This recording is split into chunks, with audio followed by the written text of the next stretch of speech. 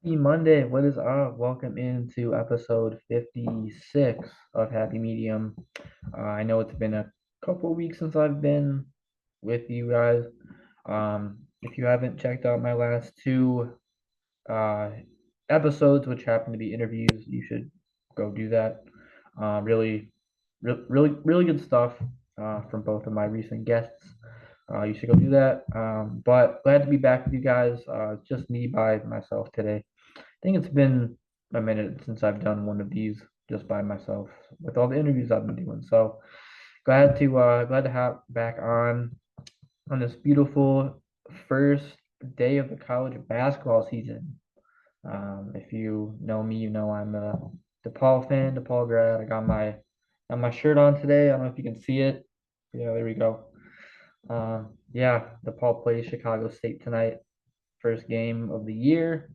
Looking forward to it. Unfortunately, I will not be able to be in attendance tonight. I do have to be at work, unfortunately, but still gonna try to tune in and see the Blue Demons. I'm expecting them to win, so get a win. Yeah, but glad to be back with you guys. Not hoping to make this too long today. Maybe like a little mini 20-minute pod. I don't know. We'll see how long I can make, or we'll see how short I can make this today. But yeah, glad to be back. Thank you for coming back on and listening, watching. If you're watching on YouTube or listening on Spotify, whatever, always appreciate the uh, the ability for someone to hear me or see me. So yeah, we can get into it. I don't have a ton to talk about or prep for today in terms of like different varieties of sports or whatever. I really just want to talk about college basketball in DePaul, given that it is the first day of the college basketball season officially today. I was My apologies for the delay on the delay on the pods. I was kind of maybe planning to do this episode like during or like the middle of last week or like over this past weekend over the last couple of days, but then I kind of got busy and I figured why not just try to maybe do it on the first day of the year. Maybe that would be better. I don't know. But my apologies if you've been looking for me or looking for my episode recently over the last week. Been a little bit of a delay, but back at it today. But yeah, we can get into it. So, like I said, gonna talk some DePaul. I think it's been a while since I've talked some DePaul, but start of the college basketball season is today. It's arguably one of my favorite days of the year. Um, I've been a big say diehard DePaul fan probably since my freshman year. So it's been like 6 seasons now. I forgot how many years I've been watching them. But it's been a while. The last several year, no, pretty much every year, me being a DePaul fan, in the last 2 decades, even before that, have not been good. But um, maybe this is the start of DePaul's first NCAA tournament team birth in over 20 years. We'll see. That's why you gotta play the games. There's some people that are expecting, I don't want to say good, but like decent things out of DePaul this year, and then some people that are kind of on the opposite end of the totem pole and spectrum, given that that's where DePaul has been for the better part of 2 decades now. So a lot of mixed opinions, you could say, about DePaul and where people kind of think that they might be able to stack up this season. Yeah, we can kind of get into the non-conference a little bit. So, like I mentioned, season opener tonight at Wintrust at 7. I think the tip's at 7 o'clock against inner city. I don't want to say rival, but inner city school Chicago State. The teams last played a couple years ago during DePaul's infamous 3-29 season. Somehow, that was one of the 3 wins DePaul got that year against Chicago State. That was the last win that they would get that year before losing, I think, 20 in a row to end the year. So, yeah, not a ton of history between the two teams. Because recently, I think it said I forgot how many matchups there's been all time, or how many matchups there's been all time between the two schools, but I believe DePaul's undefeated against Chicago State. So, I'm expecting that trend to continue tonight. You never know what can happen, especially in these bye games. Most of the time the high major school is going to win, but every once in a while a low major can somehow sneak out a win. We saw that happen last or almost happen last year. The season opener, I was actually at that game when DePaul played Southern Indiana. DePaul hit a shot pretty much at the buzzer to send it into overtime that game or that night, and then DePaul ended up squeaking out a 2-point win in overtime. So, DePaul's like I saw they're a 24.5 point favorite tonight. I don't know if they're gonna win by 24. Maybe they win by 4. Maybe they win by 30. I don't know, but I'm expecting them to win regardless. I'd be shocked if they lost any of their bye games in the non-con. Like the, there's some games I feel like could be a toss up, like the Northwestern game in about a couple weeks. DePaul goes down to Florida to play Georgia Tech, and then either Drake or LSU, like think the week of like the weekend of Thanksgiving, I believe. So there's definitely a couple opportunities that are gonna be, let's face it, probably better games than playing teams like Chicago State today, or they play Stonehill on Friday. They play Gardner Webb, Buffalo, Arkansas Pine Bluff, Detroit Mercy. Just some of these, let's face it, bad teams. And college schedules are usually set like a season or even more so in advance. So it's not like these games were necessarily mapped out this summer.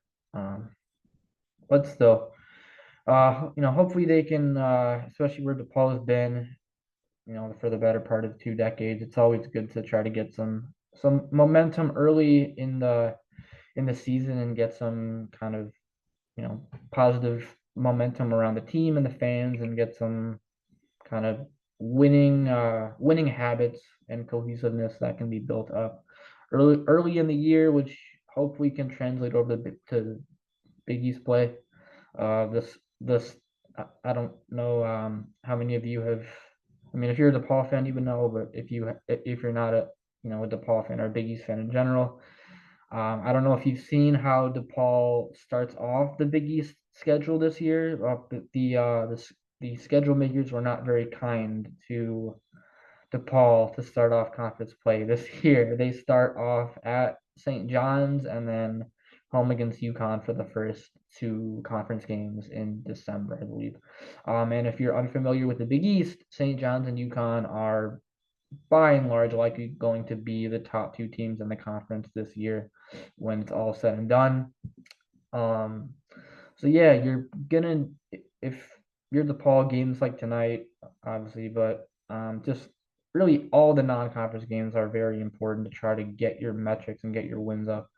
Because early in the Big East schedule, or early in the Big East season at least, the schedule doesn't seem too kind to them to be able to get some wins. Maybe in the middle or later part of the year, but early in the year it's going to be tough. I'm assuming so. Uh, looking forward to tonight and the overall not the overall non-conference schedule in general. Obviously last year the Paul started off 7-0. I think they ended up finishing 9-2 in the non-conference last year, so something similar, 9-2, 10-1. I'm not going to say they're going to go undefeated in the non-con, but 9 to 10 win maybe. I don't know if that's a little aggressive, but I think that that's important for DePaul. They won 4 Big East games last year. They should have won more. If you watch all the games, like the game Providence at home, they lost in overtime.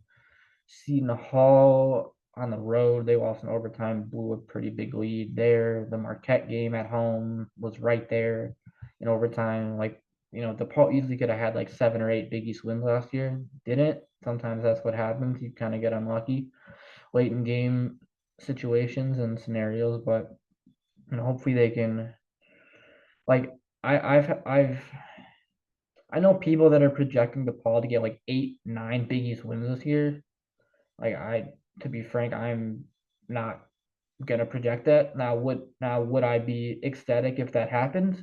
Absolutely, but I'm not gonna project that. Like there was some guy on, I think it was CBS Sports, a writer. He projected DePaul to finish like sixth in the Big East this year. Like DePaul finishes sixth in the Big East. I don't know.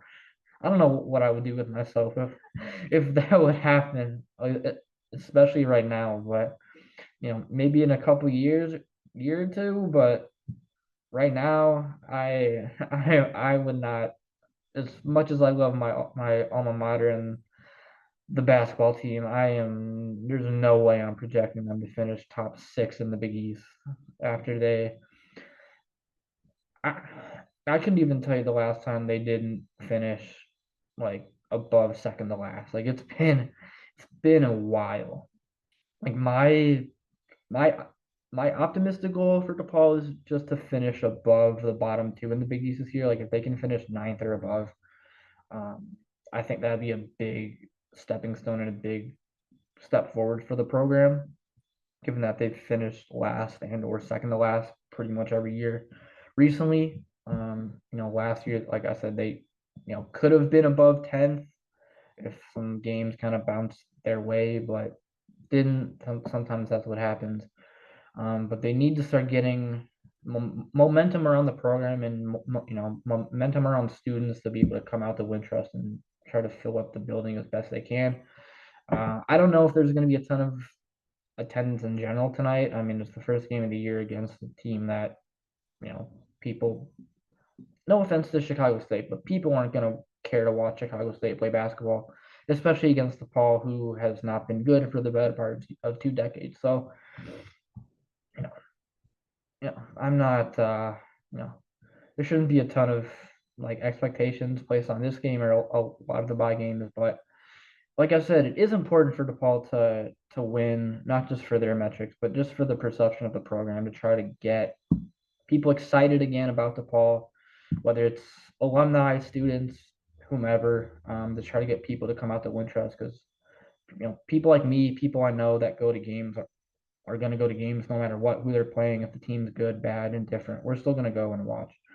But the casual fan is not going to go out to Wintrust to see DePaul play Chicago State. There's no offense, but there's really no point. So, getting these early wins, maybe try to carry some of that momentum in I don't know about the early part of Big East play, like I mentioned, but the middle part of Big East play, try to get some important home wins too.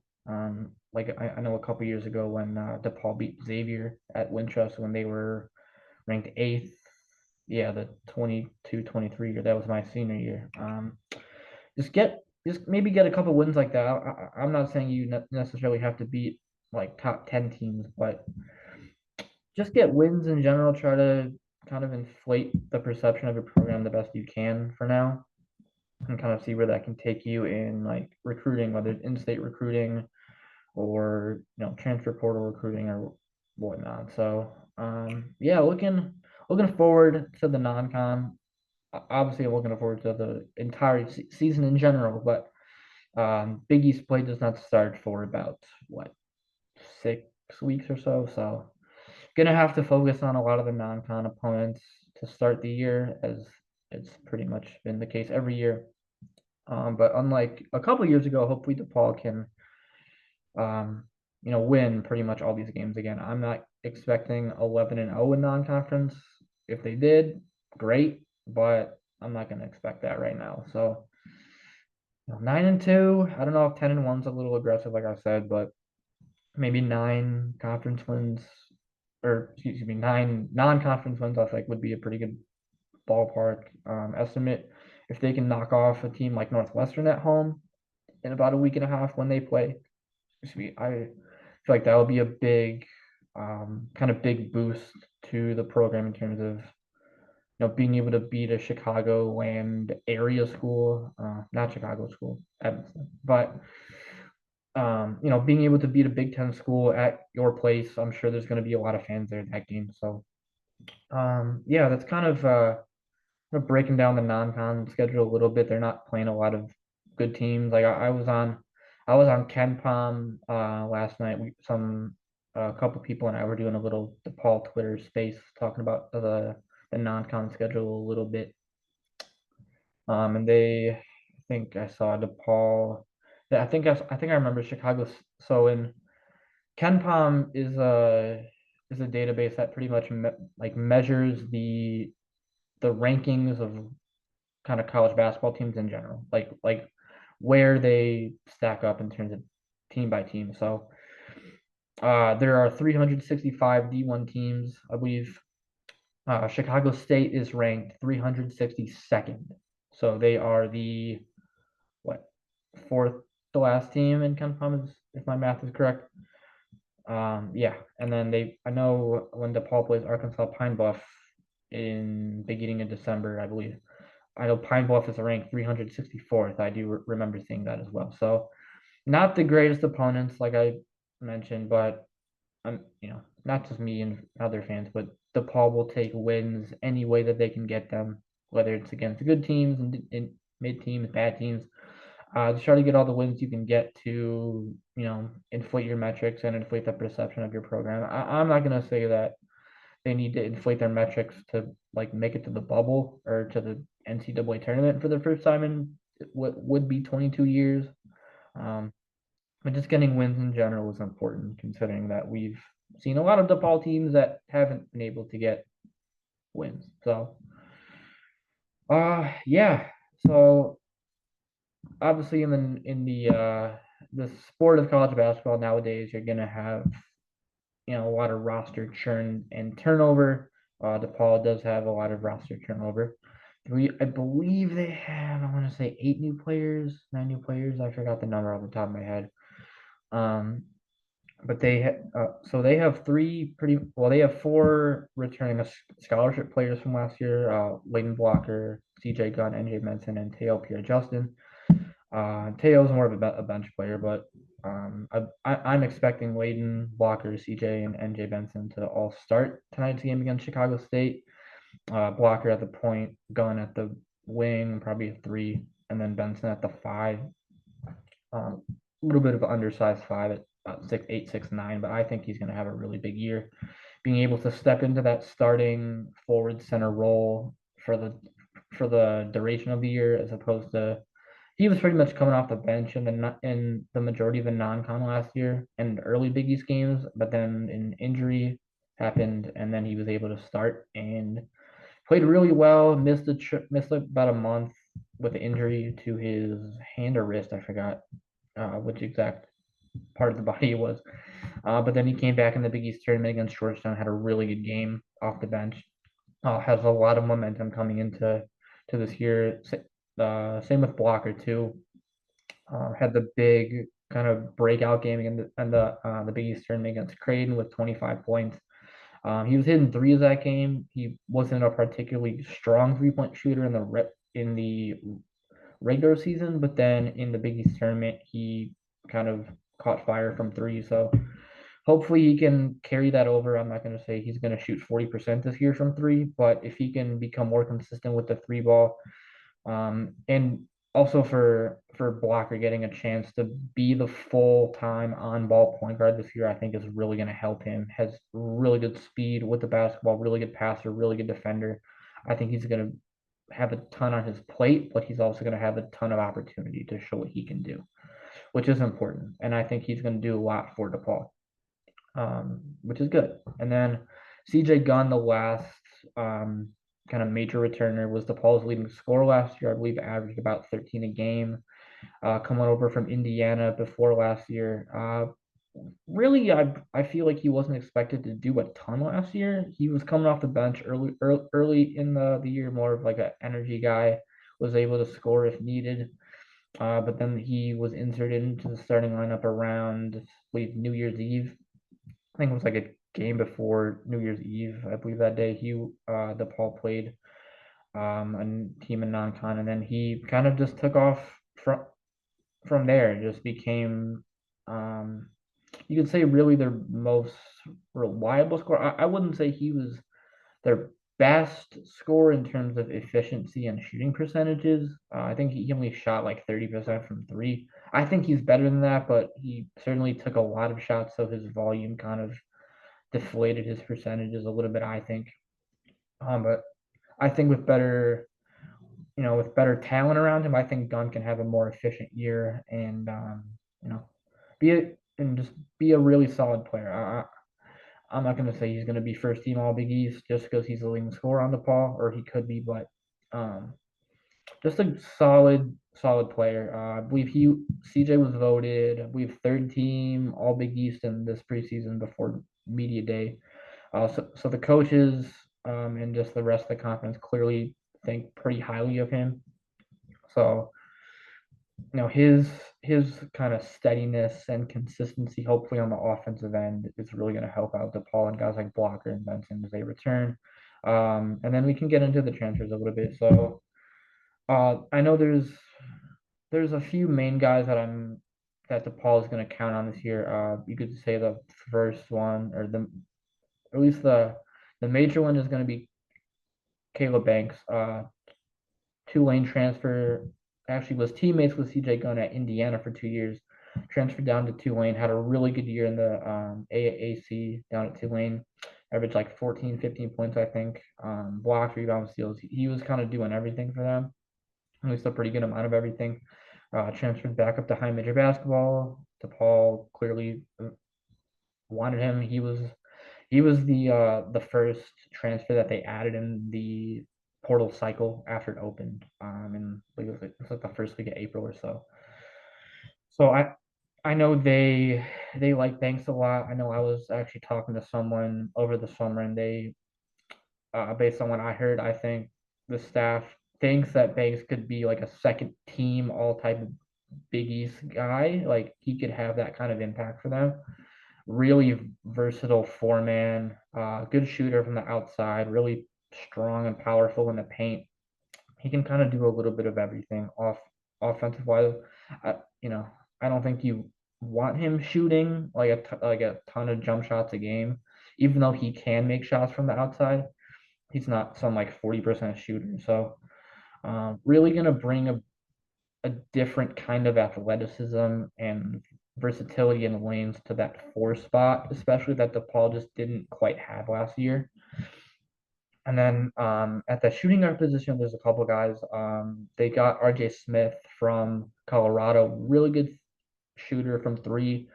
He was Colorado's best shooter from three last year. I believe he shot almost 40% from the 3-point line. Not a He doesn't have a ton of size. He's about, I want to say he's like 6'3", 6'4", but just a really good shooter. Has a pretty quick release. Whether he's gonna, I would expect he's gonna come off the bench to start the year. Although he does have some experience starting at high major while at Colorado, so he can kind of play the point or off the ball a little bit with his shooting, a little bit of versatility between the two guard spots there. I think that's going to help out the team. And then another guy that they added, I feel like a little under the radar, like not a ton of Big East fans know about him, but they really like him at DePaul. His name's Brandon Macklin. I think Brandon's going to have a really big impact on this year's team. I actually had the opportunity to meet him and talk to him a little bit at the season ticket holder event, about like a month, maybe like 5, 6 weeks ago at the 167 Green Court in Chicago in like West Loop.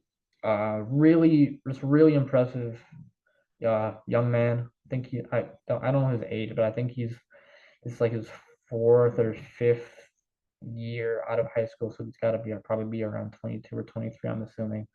But just really important addition, I feel like, for DePaul.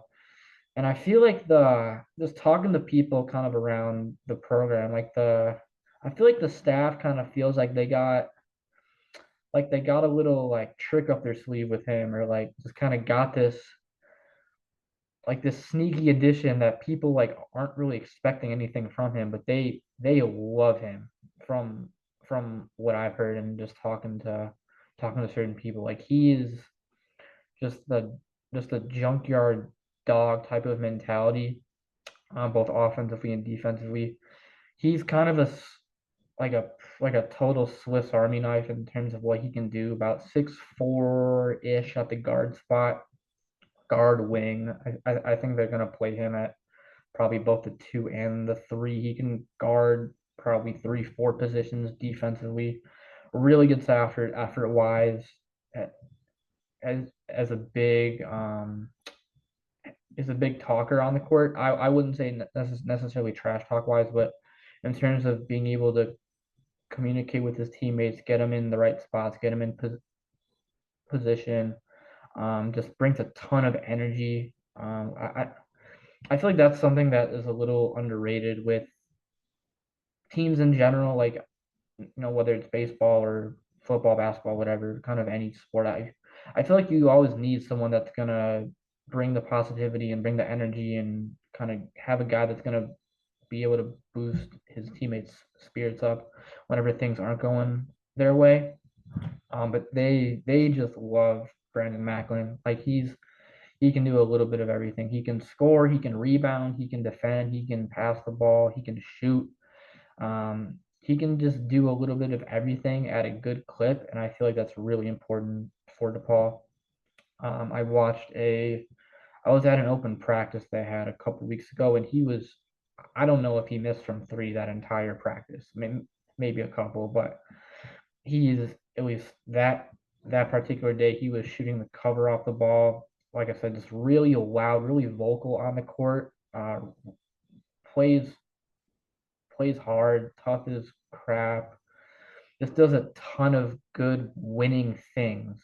Um, Kind of at like whatever level he's been at. He started off at JUCO for a couple years, then he played at Radford in the Big South last year. He I'm a big Chicago Bulls fan. He really reminds me a lot of former Bull Javante Green, who coincidentally went to Radford as well. Um, just a guy that's not the biggest, but just seemingly is everywhere on the court. Just can do everything that helps the team win. So I'm really excited to see Brandon play this year for DePaul. I would expect him to start at the two for now. I know the first couple exhibition games DePaul played against Loyola and Notre Dame, they won both, which is good. Um, but Macklin started both of those games. I'm expecting the lineup to be Blocker at the one, Macklin at the two, Gunn at the three, Banks at the four, and Benson at the five, at least to start the year. Obviously things can change with performance or injuries or whatnot, but just really Macklin's going to be a really important player for this team. I think I tweeted it when I was at the open practice. Like you can see just what he brings to the team and why the staff just loves him.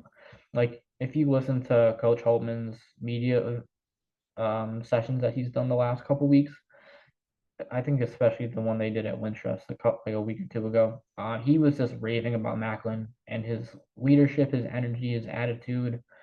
Kind of like I I I forgot the exact term. Yeah, he called him an influencer in terms of how he like influences the rest of the team and everyone. Like he just does so much, and I think he's going to be a really fun player to watch for DePaul fans and someone that's going to get the crowd going during during games. I know he's listed as a senior. When I actually had the opportunity to talk to him, I did ask him if he knew how many years of eligibility he had left with the whole like junior college ruling. He actually said he was not sure himself. He said he knows he has this year, obviously, and then he's maybe hoping they can grant his class an extra year, but he said he's not sure on that. So we'll see how many years he can help impact DePaul, whether it's just this year, maybe next year. I'm not quite sure yet, but we're really going to be an important player and I think a fan and coach favorite for DePaul. I'm just really excited to watch Macklin play. And then another kind of I don't know how big of a role he's going to have, but freshman Cruz McClure, guard out of Ohio, they really like him a lot too. Like, especially at DePaul, I feel like in recent years we've had freshmen on the team, but they just haven't done much or, haven't gotten a ton of opportunity. But the way that they've been talking up Cruz McClure, I think he's going to have an opportunity to really show what he can do this year. He was a little banged up for the last portion of the summer workouts, they said, with the injury, but he seems to be back now. I don't know how much he's going to play early in the year, but I'm sure they're going to give him minutes every now and then with kind of that second team or maybe part of the first team. We'll see how the rotations play out. I know Holtman said in his last media availability that even early in the non-con games, he might still try to kind of tweak his rotation a little bit and kind of see what lineups work, what doesn't work, that kind of thing. So we might see a few guys in maybe different roles tonight or even in the coming games that maybe won't be the case in December, January, February as Big East play starts to roll around soon. But they really like McClure from what I've been hearing with people. They're really high on him. They think he can really make an impact. I know when RJ Smith met the media a couple days ago as well, he was really talking about how he hopes that the public can start to see what McClure can do on the court since they've been seeing that in practice. So yeah, just a little bit of the preview for some of the new guys. They also added Jeremy Lorenz from Wofford, a little bit of a rotational big. He's a junior. He has a couple years left. Who else they? Isaiah Medina, another freshman from Florida. I don't know if he's going to redshirt this year. He might. In college basketball, when you redshirt, that means you don't play for the year. So he could potentially sit out and redshirt this year, given that they do have a few bigs on the roster. So we'll see how that plays out. I would anticipate they'll make a decision on that maybe this week. It'll be announced. We'll see. They also added come on Maker from St. John's, 7'1" center, really good size, really good length. I think he's going to be pretty good defensively. Coming off the bench is a little bit of a backup big, backup center to start the year. Was at St. John's last year, but didn't play. He only played in one game. It was actually against DePaul. He played like 3 minutes. That was the only time he saw on the court all season long last year. So definitely going to get a lot more of an opportunity at DePaul this year compared to last year with Rick Pitino and St. John's. But I think he's going to do some good things. He's obviously a little bit of a younger player as a sophomore, so I'm expecting that Coach Owens, who I know works with the big men at DePaul, I'm expecting him to turn Maker into a really good defensive player at least to start this season. Hopefully his offense can kind of come around too. I know they're gonna want to use him as like a big lob threat coming off pick and rolls or fast breaks and stuff like that. So yeah, I think he's gonna have an impact. They also added Amsal Delich from Pittsburgh. Unfortunately, Amsal is out for the year. He did tear his ACL in the first week of summer workouts in June, so he won't play this year. He's going to redshirt with his injury. I'm anticipating him to be back for next year, hopefully. I guess you never know what can happen in college, but hopefully. They also added Fabian Flores, another center from Spain. He will redshirt this year as an academic redshirt. He just got added probably like 6 weeks ago to the team after school started, I believe. So really no chance for him to play with all the academic stuff they had to work through with that coming over from Spain. So look for him to make an impact next year. He's about 7'2", 7'3", very tall. I did see him in person, so he's a very tall kid. And I'm looking forward to what he can bring next year. They also added Ilya Milosevic, I think I said that right. Guard from Serbia, who's a little bit older, 21. He's going to be listed as a junior. He's the NCAA recently told DePaul that he will only have 2 years left or 2 years of eligibility, even though he has not played in college at all. So I was kind of, I was hoping he could be here for 3-4 years, but I'll take 2 years. At the open practice I saw, he's an incredible shooter, quick release. I know I mentioned RJ Smith and how he has a quick release. I think Ilya has an even faster shot release than RJ does. So, hopefully he can get acclimated to the college game in the U.S. a little bit. He didn't shoot the ball particularly well in a couple of exhibition games, but hopefully he can get going a little bit off the bench as a shooter, catch and shoot guy off the dribble. I think if he can, make his shots, he's going to be very important for DePaul this year. I'm trying to think, who else did they add? I think I mentioned a majority of all the transfers that they added. If I'm missing anyone, let me know. I think I mentioned pretty much everyone. Yeah, I think it's gonna do it. I just wanted to kind of touch on DePaul a little bit and their non-con outlook. Like I said, I'm expecting good things from DePaul. And then obviously previewed a little bit of their newcomers and what we can, as fans or media, can expect from DePaul's newcomers this year, given that we haven't seen them play or play yet. So the season tips off tonight. Again, Chicago State, like I mentioned. I'm expecting a DePaul win. If they don't win, I will be very surprised, and something will have gone terribly wrong for them. But yeah, always looking forward to the start of college basketball season. Whether DePaul plays a high major team, low major team at Winchester, on the road, neutral site, wherever, I always will be tuned in.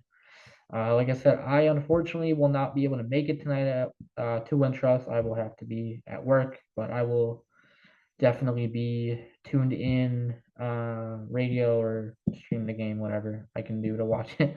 But yeah, thank you for coming back and listening. Hope you enjoyed this little DePaul preview. Might try to talk some more DePaul as the season progresses. I'll kind of see how that plays out and everything, but yeah, thank you for coming back and listening to episode 56.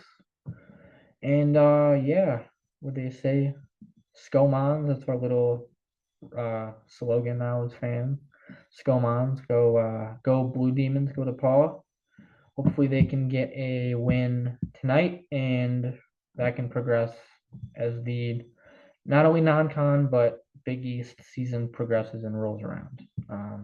Like I said, there's some people that are expecting DePaul to be like 6 in the Big East. I'm not gonna agree with that right now, but like I said, if DePaul can finish above 10th in the Big East right now, I think that would be a big step forward for the team and the program and the school. So, yeah. So that's about it for today. Thank you for listening or watching, whatever method you prefer. I always appreciate whenever someone is able to tune in. If you want to leave a comment, let me know what you think, or subscribe to the channel. Feel free. Appreciate it. And take care. I will see you next week. I've been trying to set up some interviews. Still trying to wait on some responses back. So when I next drop an interview or episode in general, you all will know. And take care.